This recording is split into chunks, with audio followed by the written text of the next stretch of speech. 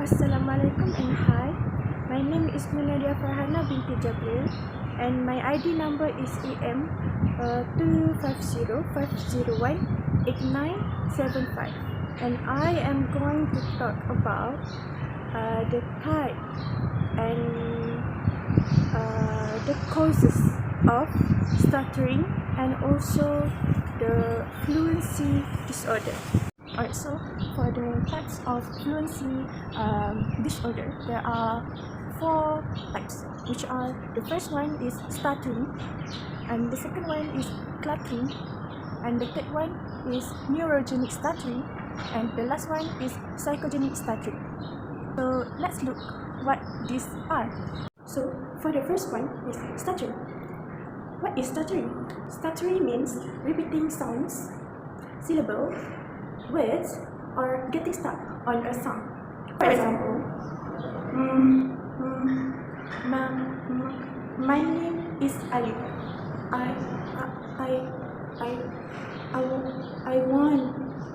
I want some water.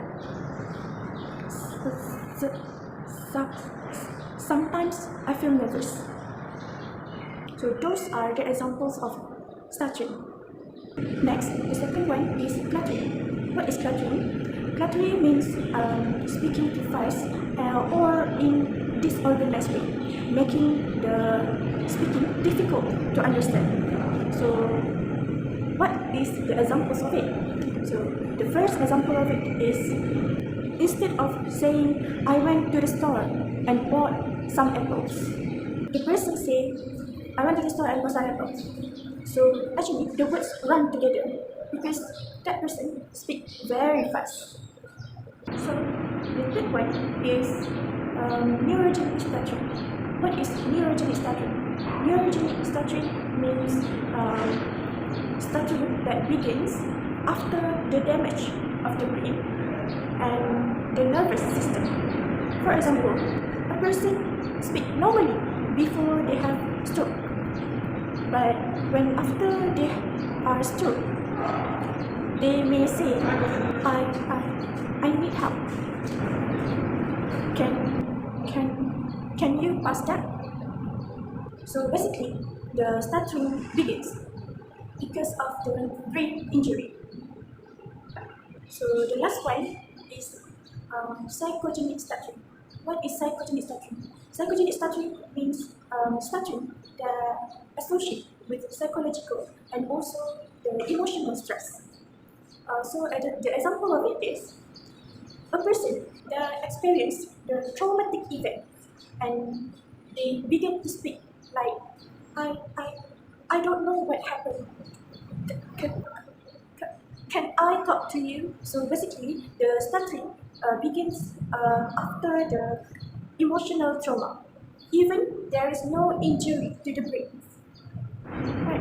Next, let's take a look at the causes of stuttering and fluency disorder. So, for the first one is developmental factors.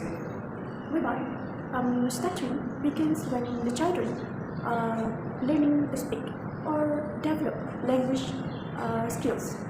So, for example, a 3-year-old child may repeating words when they learn the new vocabulary and forming longer sentences. So next is the second one is genetic factors, whereby stuttering can run in families. If parents, close relatives, or siblings have stutter, so the child may have a high chance to develop stuttering. So, for example, children that stutter may have a parents or grandparents that stutter when they were younger. The third one is neurological factors, whereby the meaning of it is the difference in how the brain controls speech and language may contribute the stuttering. So, for example, there is some people that have the difficulty coordinating the muscles needed for the speech and may have causing repetition and also blocks. Next is psychological factors, whereby the stuttering can happen when there are strong emotions like stress, anxiety, excitement, nervousness, which can make the stuttering more noticeable. For example, a student may stutter a lot when they have the presentation in class or having an interview. So, by understanding these causes, can help us in supporting individuals that have difficulty in their communication or in their disorder.